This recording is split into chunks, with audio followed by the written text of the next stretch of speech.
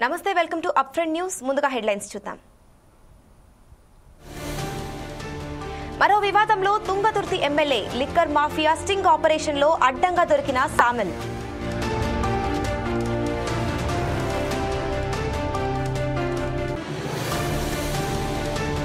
TPCC నూతన కార్యవర్గం ప్రకటించిన ఏఐసీసీ వర్కింగ్ ప్రెసిడెంట్ పదవులు లేకుండానే టీపీసీసీ కమిటీ ప్రకటన.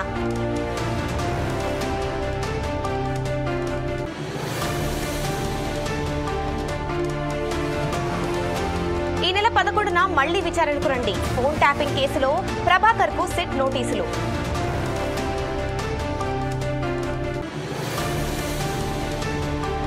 ఈ నెల 14న హైటెక్స్ వేదికగా గద్దర్ అవార్డుల ప్రదానోత్సవం. గద్దర్ ను గుర్తు చేసేలా సినీ అవార్డుల జ్ఞాపిక.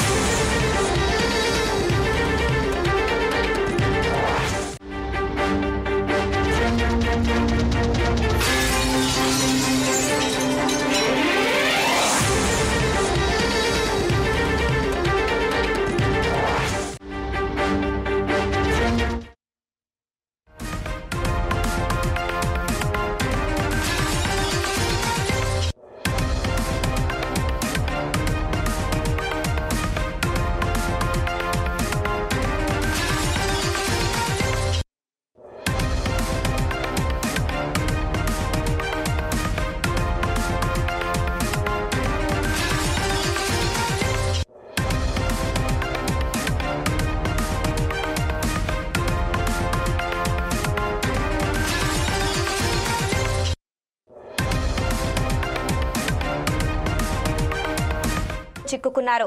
లిక్కర్ సిండికేట్ నిర్వాహకుల నుంచి డబ్బులు డిమాండ్ చేస్తున్న వీడియో ఒకటి ఇప్పుడు సోషల్ మీడియాలో తెగ చక్కర్లు కొడుతోంది.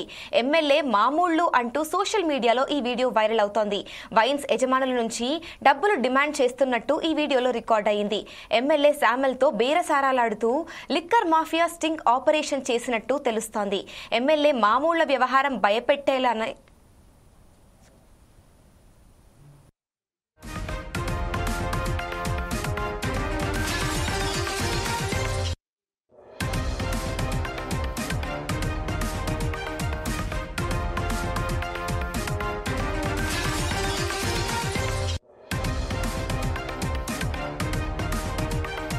వ్యవహారం బయట పెట్టాలనే ఉద్దేశంతోనే సీక్రెట్ కెమెరాతో సిండికేట్ మాఫియా ఈ ఆపరేషన్ చేసిందని ప్రచారం జరుగుతోంది. ఎన్నికల్లో కోట్లు ఖర్చు పెట్టా, రికవరీ కావాలి, మళ్లీ ఎన్నికల్లో పోటీ చేస్తానో లేదో తెలియదంటూ శామెల్ చేసిన వ్యాఖ్యలు అందరినీ ఆశ్చర్యానికి గురిచేస్తున్నాయి. అంతేకాదు, రోజుకు 1,00,000 ఖర్చు వస్తోంది, డీజిల్ కు కూడా డబ్బులు లేవు, ప్రభుత్వం ఇచ్చే జీతం కొసరవుతలేదని శామెల్ కమెంట్లు చేసినట్లు ఈ వీడియోలో ఉంది.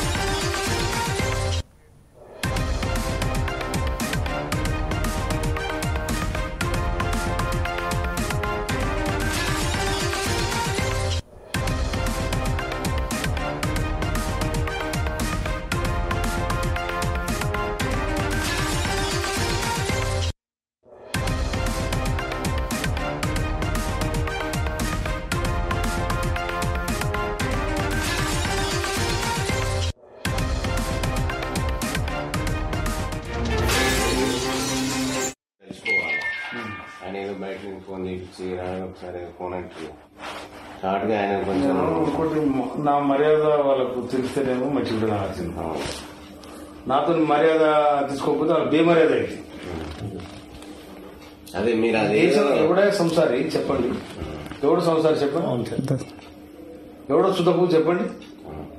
ఎలా దాదాపు కోట్ల రూపాయలు ఖర్చు పెట్టి గెలిచిన ఇక నాకు ముందే కట్టుకుని రేపు ఎన్నికల కోసం పెట్టుకుంటాను. నేను బయటకు వెళ్తే రోజు ₹1,00,000 మళ్ళీ ఇంటికి వచ్చాక డీజిల్ ఫుడ్ అయిపోయి సార్ మనం చూసినాం.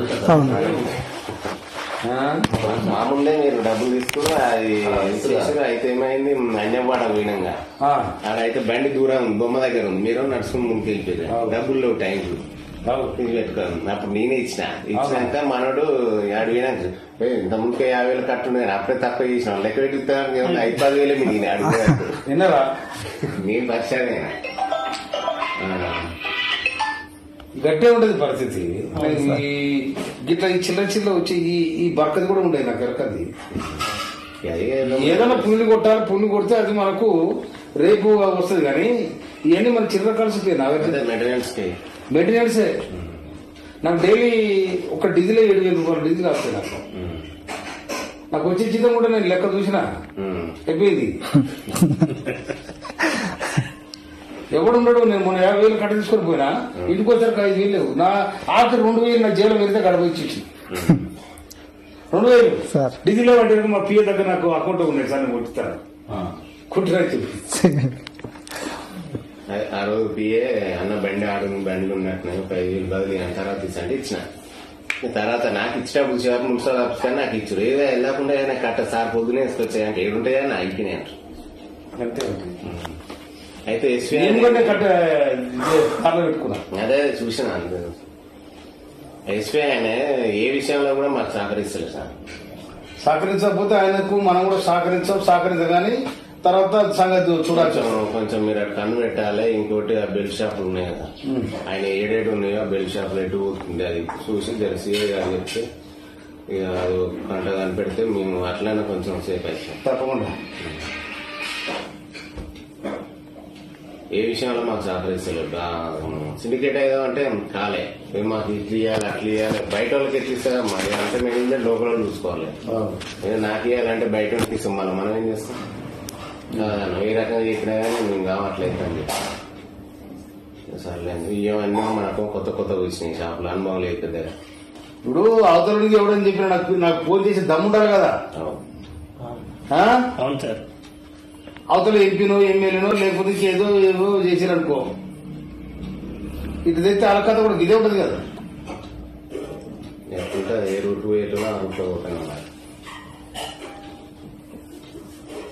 ఇప్పుడు నేను అదనంగా పోయినసారి మీరు 15 లీటర్లు చేసిన నేను గట్టి చేయమని చెప్పాను. లేకపోతే నాకు కొత్తగా క్రియేట్ చేయమని కూడా చెప్పాను. అంతే సార్. కొత్తగా నాకు చేయమని చెప్పలేదు. ఒక నాగరి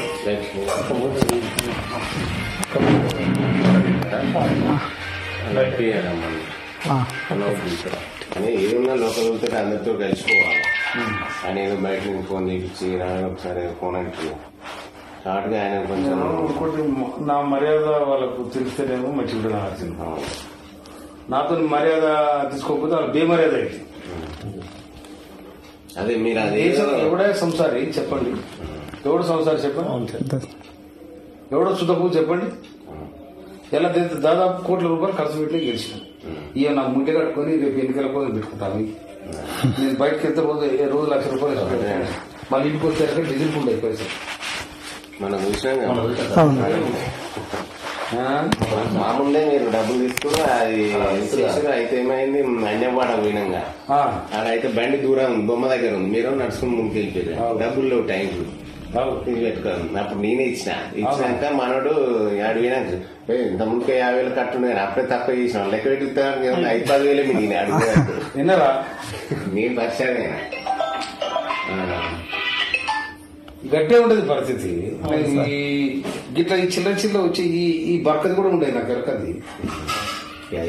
ఏదైనా పుల్లు కొట్టాలి, పుల్లు కొడితే అది మనకు రేపు వస్తుంది. కానీ ఇవన్నీ మన చిల్లర కలిసిపోయి మెయింటెనెన్సే. నాకు డైలీ ఒక డీజిల్ 7,000 రూపాయలు డీజిల్ వస్తాయి. నాకు వచ్చే జీతం కూడా నేను లెక్క చూసినా అయిపోయింది. ఎవడు ఉండడు. నేను మొన్న 50,000 కట్ట తీసుకొని పోయినా, ఇంటికి వచ్చారు 5,000 లేవు. నా ఆఖరి 2,000 నా జైలు వెళ్తే గడప ఇచ్చి. దీనిపై మరింత సమాచారం మా బ్యూరో చీఫ్ సుధాకర్ అందిస్తారు. చెప్పండి సుధాకర్. శ్రీలత, కాంగ్రెస్ పార్టీకి సంబంధించిన తుంగతుర్తి ఎమ్మెల్యే సామిల్ మాత్రం సంచలన వార్త బయటకు వచ్చింది అనుకోవచ్చు. ఎన్నికల ప్రచారంలో నేను పెట్టిన డబ్బులు నాకు రావడం కోసం నేను ఈ పనిచేస్తున్నట్టు మాత్రము మద్యం షాపుకు సంబంధించిన యజమానుల దగ్గర డబ్బులు అడుగుతున్న విషయం అయితే బయటపడవచ్చు. ఈ లిక్కర్ మాసాన్ని బేస్ చేసుకుని నేను గతంలో చేసిన వాటిని రీకవర్ చేసే విధంగా మాత్రము ఎమ్మెల్యే మాట్లాడుతున్న మాటలు మాత్రం ఇప్పుడు తెలంగాణ రాష్ట్ర చర్చ కొనసాగుతుంది. ఏదేమైనా తుంగతుర్తి నియోజకవర్గంలో ఉన్న ఎమ్మెల్యే సామిల్ వచ్చేసి కాంగ్రెస్ పార్టీ నుంచి విజయం సాధించడం జరిగింది. అయితే గత 3 రోజుల క్రితం మాత్రము ఈ ఎమ్మెల్యే వచ్చేసి అతని నియోజకవర్గంలో ఉన్న వైన్ షాప్ యజమానులను పిలిపించి వారి దగ్గర నుంచి ఖచ్చితంగా నాకు ప్రతి నెల ముడుపులు ఇవ్వాలి, మీరిచ్చే డబ్బులు నాకు టిఫిన్ లో కూడా సరిపోదు, నాకు వచ్చేసి రాష్ట్ర ప్రభుత్వం ఇస్తున్న డబ్బులతోటి నా బండ్ల పెట్రోల్ కానీ నా మెయింటెనెన్స్ సరిపోతుంది మాత్రము ఆసక్తిగా వ్యాఖ్యలు చేయడం జరిగింది. ఇది కాస్త ఇప్పుడున్న ప్రతిపక్ష పార్టీ నాయకుల చేతుల్లో వెళ్ళడంతో మాత్రం ఇప్పుడు వైరల్ గా మారిందనుకోవచ్చు. ప్రతి ఒక్క సోషల్ మీడియాలో ఇంతే మాట వైరల్ కొనసాగుతుందనుకోవచ్చు. ఏదేమైనా కాంగ్రెస్ ప్రభుత్వం వచ్చి 15 నెలల కాలం అవుతుంది. ఈ 15 నెలల కాల వ్యవధిలో మాత్రము ఇదే తుంగతుర్తి ఎమ్మెల్యే 2వ సంచలన వ్యాఖ్యలు బయట రావడం జరిగింది. గతంలో చూసుకుంటేనే ఈ వచ్చిన వార్తలకు మాత్రము ఆ ఎమ్మెల్యే బయట తిరిగిన బస్సు. కానీ ఈ 2 రోజుల క్రితం జరిగిన ఈ ఆసక్తికర వ్యాఖ్యలు చూస్తే మాత్రము ఎక్కడ మద్యం వ్యాపారం ఉన్నారో ఈ మద్యం మాఫియా నుంచి వెళ్ళి డబ్బులు వసూలు చేసేదానికి సంబంధించిన వార్త మొత్తం బయటకు వచ్చింది. దీన్ని కూడా ఈ మద్యం వ్యాపారులే ఇక్కడ జరుగుతున్న అరాచకాలను బయట పెట్టడం కోసం వాళ్ళ ఒక స్టింగ్ ఆపరేషన్ లో భాగంగా ఆడికి వెళ్ళేసి ఇక్కడ మాట్లాడుకుంటూ ఆ వాయిస్ రికార్డు అలాగా వీడియోను తీసి బయటికి పంపడం జరిగింది. ఇదంతా మాత్రం ఇప్పుడు తెలంగాణ రాష్ట్ర వ్యాప్తంగా ఉన్న కాంగ్రెస్ ఎమ్మెల్యేలు కానీ ఇటు బీజేపీ బీఆర్ఎస్ పార్టీ ఎమ్మెల్యేలు మాత్రం ఆసక్తికరంగా జరిగింది అనుకోవచ్చు. ఏదేమైనా కాంగ్రెస్ పార్టీలో ఇటువంటి వ్యాఖ్యలు చేసిన తర్వాత మాత్రము తుంగతుర్తి ఎమ్మెల్యే స్థానాల పరిస్థితి ఏ విధంగా ఉంటుంది, రాష్ట్ర ప్రభుత్వం కానీ ఎన్నికల కమిషన్ ఎటువంటి చర్యలు తీసుకుంటారో మాత్రం చూడాల్సింది. ఎందుకంటే ఎన్నికల సమయంలో మాత్రం ₹1 కూడా వెచ్చించద్దు, ఓటర్లకు రూపాయి కూడా ఇద్దని చెప్పి ఎన్నికల శాఖ ఆదేశాలు జారీ. కానీ ఈ రోజు ఇదే ఎమ్మెల్యేని ₹1 ఖర్చు పెట్టి గెలిచామని చెప్పిన తర్వాత ఈ విషయాన్ని ఎన్నికల కమిషన్ సీరియస్ గా తీసుకుంటుందా లేదా వేచి చూడాల్సింది అనుకోవచ్చు. ఓకే సుధాకర్, మరి ఈ ఘటనపై పార్టీ ఎలా రెస్పాండ్ అవుతుంది, సామిల్ పై ఎలాంటి చర్యలు తీసుకోబోతుంది?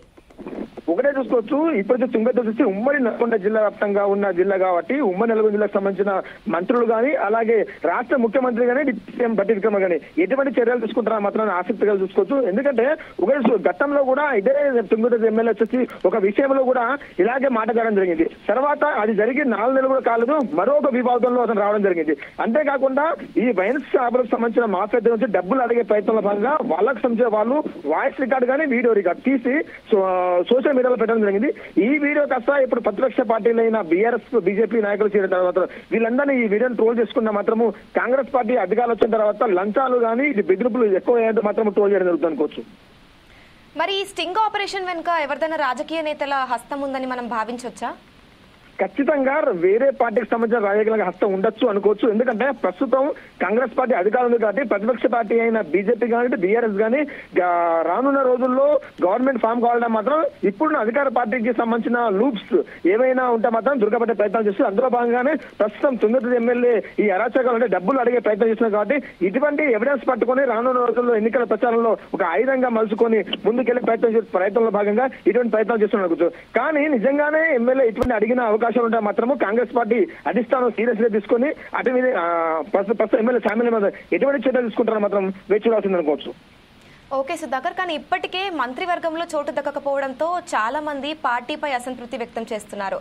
ఇలాంటి సమయంలో ఈ వీడియో వైరల్ కావడాన్ని మనం ఎలా చూడొచ్చు? ఖచ్చితంగా అయితే గతం నుంచి మాత్రము మంత్రివర్గ విస్తరణ కొనసాగుతుంది. ఇందులో మాత్రం 6గురికి అవకాశం వస్తుందని చెప్పి వార్తలు బయటకు వచ్చాయి. కానీ చివరి క్షణాల్లో 6గురు కాకుండా 3గురికి మాత్రమే మంత్రి పదవి రానుంది.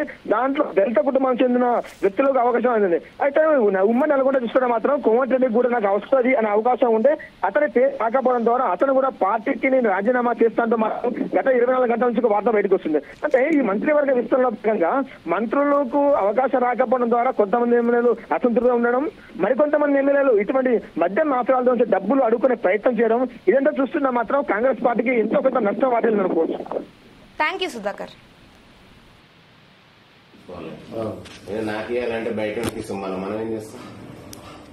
ఏ రకంగా చెప్పినా కానీ మేము కావట్లేదు. సర్లేదు, ఇవన్నీ మనకు కొత్త కొత్త వచ్చినాయి షాపులు, అనుభవం లేదు కదా. ఇప్పుడు అవతలకి ఎవడని చెప్పిన నాకు ఫోన్ చేసి దమ్ముంటారు కదా. అవును సార్, అవతల ఎంపీనో ఎమ్మెల్యేనో లేకపోతే ఏదో ఏదో చేసిరనుకో, ఇటు తెస్తే వాళ్ళ కథ కూడా ఇదే ఉంటది కదా. ఎట్లుంటుంది, ఏ రూట్ పోయేటో ఆ రూట్లో పోతాను. ఇప్పుడు నేను అదనంగా పోయినసారి మీరు 15 లీటర్లు చేసిన నేను గట్టి చేయమని చెప్పాను, లేకపోతే నాకు కొత్తగా క్రియేట్ చేయమని కూడా చెప్పాను. అంతే సార్, కొత్తగా నాకు చేయమని చెప్పలేదు. ఒక నగదు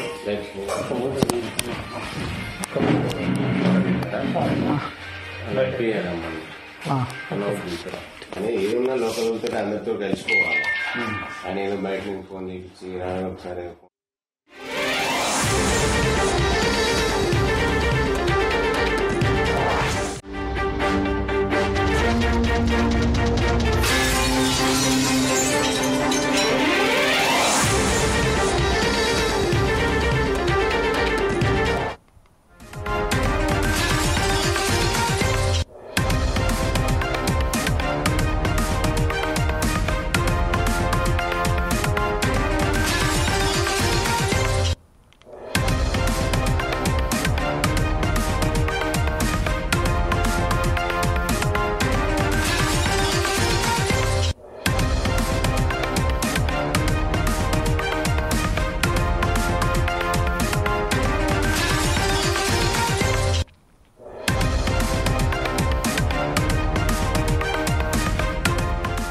నూతన కార్యవర్గాన్ని ఏఐసీసీ ప్రకటించింది. TPCC vice presidents, general secretary పదవులను భర్తీ చేసింది. ఏఐసీసీ చీఫ్ మల్లికార్జున్ ఖర్గే ఆదేశాలతో ఏఐసీసీ కార్యదర్శి కేసీ వేణుగోపాల్ ఉత్తర్వులు జారీ చేశారు. 27 మంది ఉపాధ్యక్షులకు టీపీసీసీ కార్యవర్గంలో చోటు కల్పించింది. 69 మందిని టీపీసీసీ ప్రధాన కార్యదర్శకులుగా నియమించారు. జనరల్ సెక్రటరీలుగా ఎమ్మెల్యేలు వెడ్మ బొజ్జ, మట్టా రాగమయ్యి, పర్ణికారెడ్డి నియమితులయ్యారు. ఉపాధ్యక్షులుగా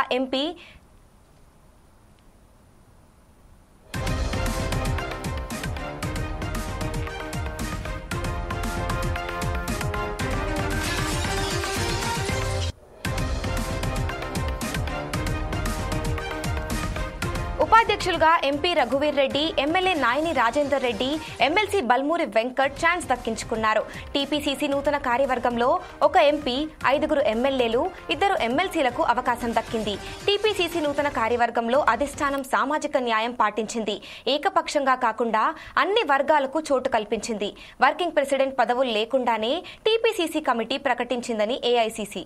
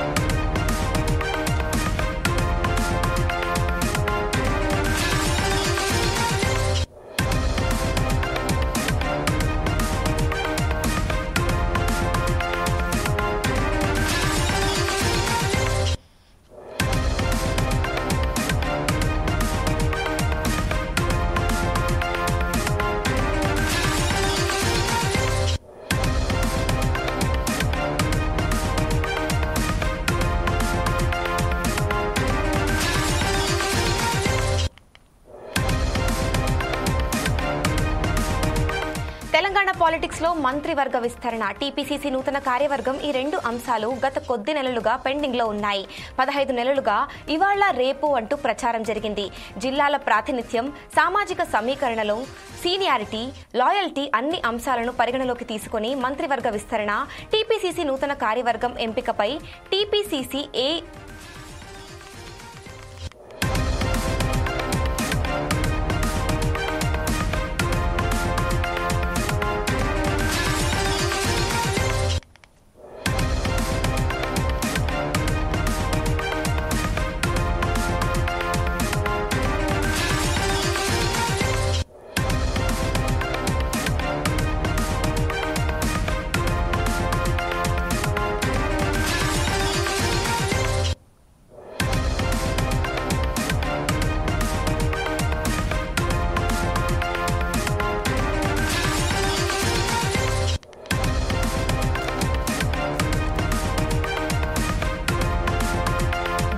ప్రాతినిధ్యం, సామాజిక సమీకరణాలు, సీనియారిటీ, లాయల్టీ అన్ని అంశాలను పరిగణలోకి తీసుకుని మంత్రివర్గ విస్తరణ, టీపీసీసీ నూతన కార్యవర్గం ఎంపికపై టీపీసీసీ, ఏఐసీసీ తీవ్ర కసరత్తు చేసింది. ఈ క్రమంలోనే 2025 జూన్ 8వ తేదీన మంత్రివర్గ విస్తరణ చేపట్టింది ప్రభుత్వం. రాష్ట్ర కేబినెట్లోకి కొత్తగా 3 మంత్రులను తీసుకున్నారు. ఎమ్మెల్యేలు గడ్డం వివేక్, శ్రీహరి, అడ్లూరి లక్ష్మణ్ మంత్రులుగా ప్రమాణ స్వీకారం చేశారు.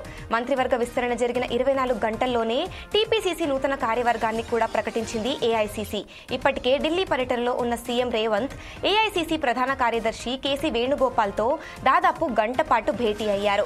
ఈ సమావేశంలో మంత్రివర్గ విస్తరణ, టీపీసీసీ నూతన కార్యవర్గం, స్థానిక సంస్థల ఎన్నికలు, రాష్ట్రంలోని తాజా రాజకీయ పరిస్థితులపై చర్చించినట్లు తెలుస్తోంది. కేసీ వేణుగోపాల్తో సీఎం రేవంత్ రెడ్డి భేటీ ముగిసిన నిమిషాల వ్యవధిలోనే ఏఐసీసీ టీపీసీసీ కార్యవర్గాన్ని ప్రకటించింది.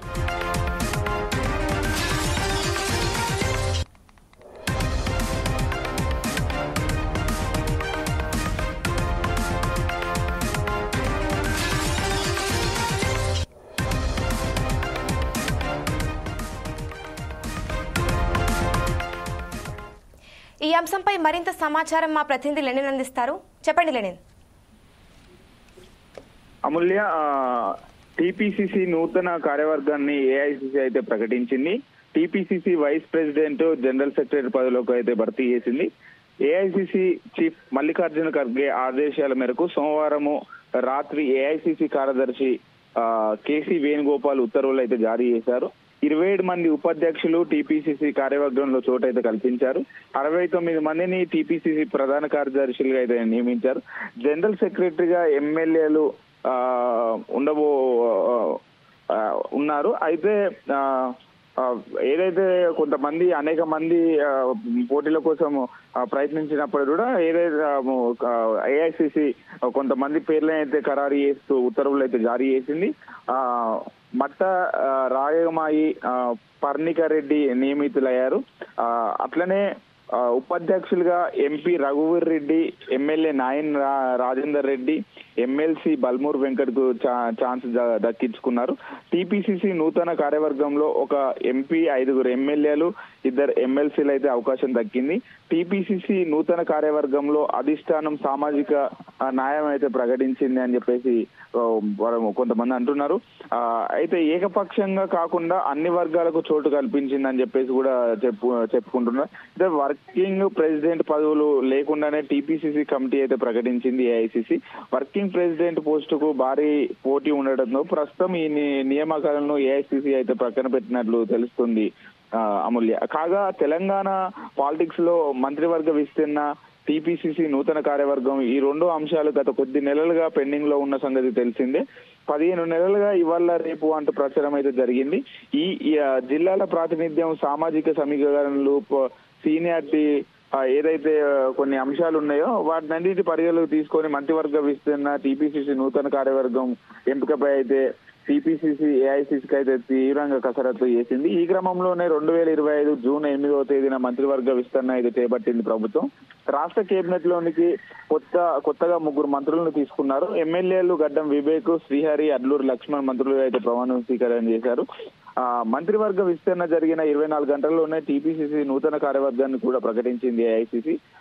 సీఎం రేవంత్ రెడ్డి సోమవారం ఢిల్లీ పర్యటనకు వెళ్లారు. ఈ సందర్భంగా ఏఐసీసీ ప్రధాన కార్యదర్శి కేసీ వేణుగోపాల్ తో పాటు దాదాపు గంట పాటు సీఎం రేవంత్ రెడ్డి అయితే భేటీ అయ్యారు. ఈ సమావేశంలో మంత్రివర్గ విస్తరణ, టీపీసీసీ నూతన కార్యవర్గం, స్థానిక సంస్థల ఎన్నికలు, రాష్ట్రంలోని తాజా రాజకీయ పరిస్థితులపై చర్చించినట్లయితే తెలుస్తుంది. కేసీ వేణుగోపాల్ తో సీఎం రేవంత్ రెడ్డి భేటీ ముగిసిన అనంతరం ఏఐసీసీ అయితే టీపీసీసీ కార్యవర్గాన్ని అయితే ప్రకటించింది అమూల్య. Thank you Lenin.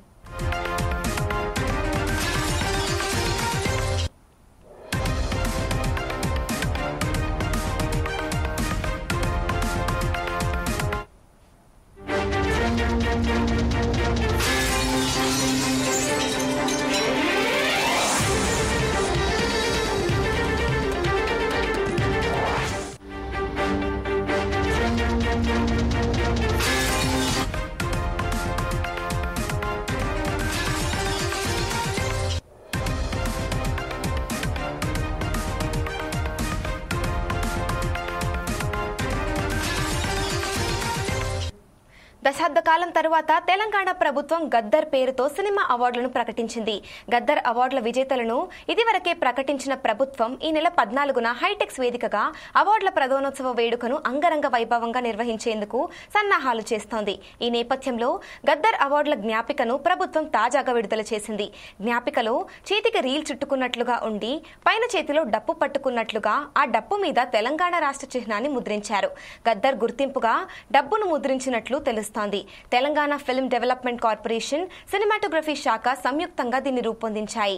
ఈ నెల 14న జరగనున్న గద్దర్ అవార్డుల ప్రధానోత్సవానికి CM Revanth Reddy, deputy CM Bhatti Vikramarka, cinematography మంత్రి కోమటిరెడ్డి వెంకటరెడ్డి, తెలుగు సినీ పరిశ్రమ ప్రముఖులు హాజరు కానున్నారు. ముఖ్యమంత్రి చేతుల మీదుగా అవార్డు విజేతలకు జ్ఞాపికలను అందజేస్తారు. ఈ వేడుక కోసం నగరంలోని పలు ప్రాంతాల్లో హోర్డింగ్లను ఏర్పాటు చేయనున్నారు.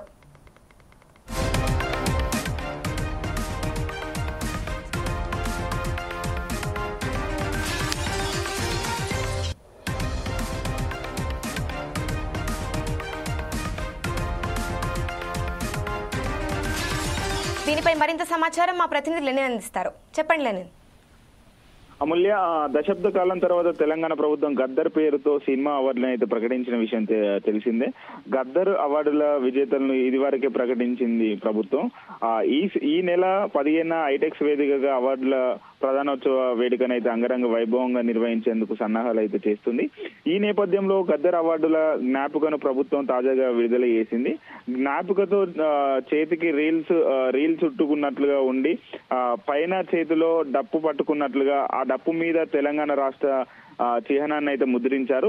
గద్దర్ గుర్తింపుగా డప్పును ముద్రించినట్లయితే తెలుస్తుంది. Telangana film development corporation, cinematography శాఖ సంయుక్తంగా దీన్ని రూపొందించాయి. 14వ తేదీన జరగనున్న గద్దర్ అవార్డుల ప్రధానోత్సవానికి ముఖ్యమంత్రి రేవంత్ రెడ్డి, ఉప ముఖ్యమంత్రి బట్టి విక్రమార్క, సినిమాటోగ్రఫీ మంత్రి కోమటిరెడ్డి వెంకటరెడ్డి అయితే తెలుగు సినీ పరిశ్రమ ప్రముఖులు అయితే హాజరు కానున్నారు. ముఖ్యమంత్రి చేతుల మీదుగా అవార్డు విజేతలను జ్ఞాపకాలను అందజేస్తారు. ఈ వేడుక కోసం నగరంలోని పలు ప్రాంతాల్లో అయితే కొన్ని బ్యానర్స్ అలానే వాటికి సంబంధించినటువంటి ప్రచారణ ఇప్పటికే సాగుతుంది. అమూల్య,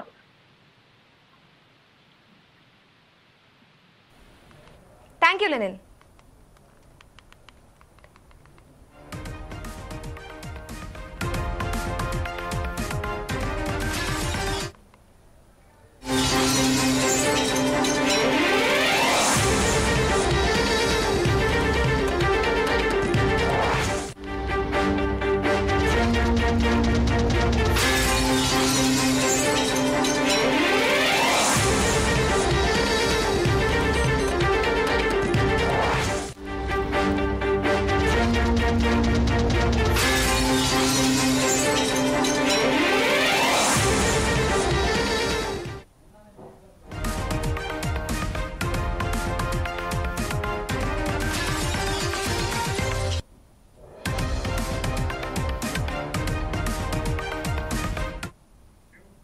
తెలంగాణలో హాట్ టాపిక్ గా మారిన ఫోన్ ట్యాపింగ్ కేసులో ఉత్కంఠ కొనసాగుతోంది.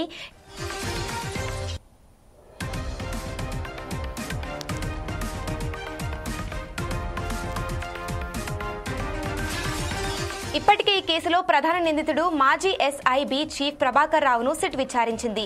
నిన్న హైదరాబాద్ లోని జూబ్లీ హిల్స్ లో సిట్ అధికారులు ఆయనను దాదాపుగా 8 గంటల పాటు విచారించారు. ఈ కేసులో నిందితులుగా ఉన్న తిరుపతన్న, రాధాకిషన్ రావు, ప్రణీత్ రావు, భుజంగరావు లాంటి వ్యక్తులు ఇంతకు ముందు ఇచ్చిన వాంగ్మూలాలను ఆధారంగా తీసుకుని అనేక కోణాల్లో ప్రభాకర్ రావును ప్రశ్నించారు. ఇప్పటి వరకు సేకరించిన టెక్నికల్ డేటా, కీలక డాక్యుమెంట్లు, ఎలక్ట్రానిక్ ఆధారాలను అతను ముందుంచి వివరణలు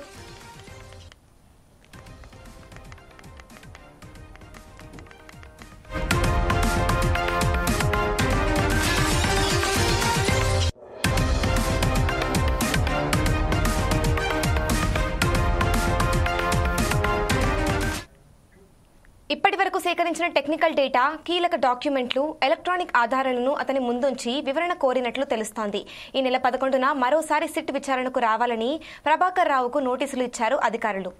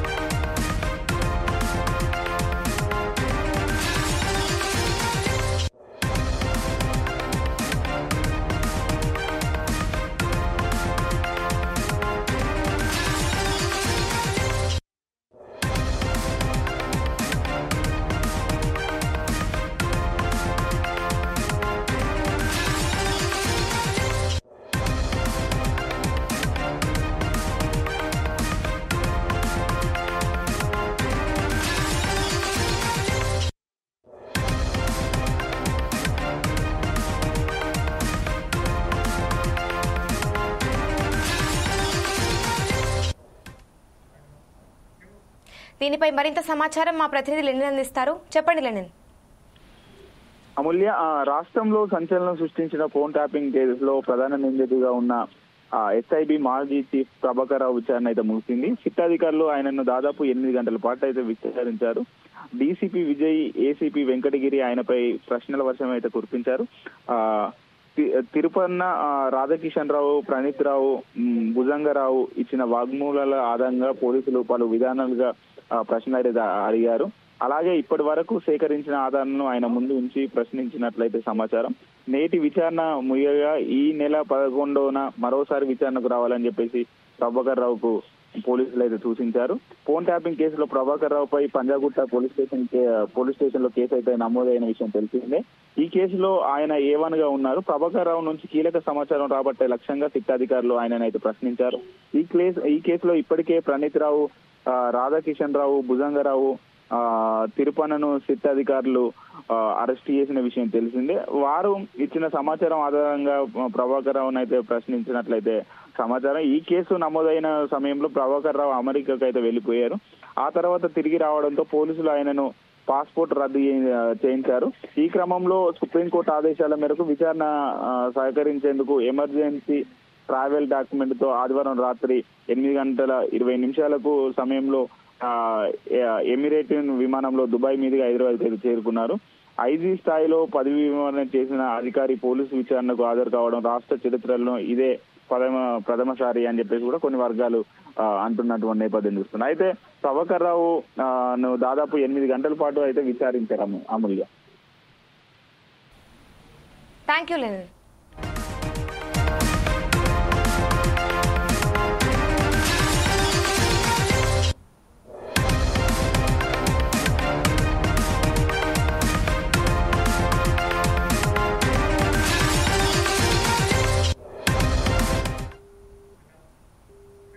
మరింత సమాచారం కోసం చూస్తూనే ఉండండి 4 Sides TV.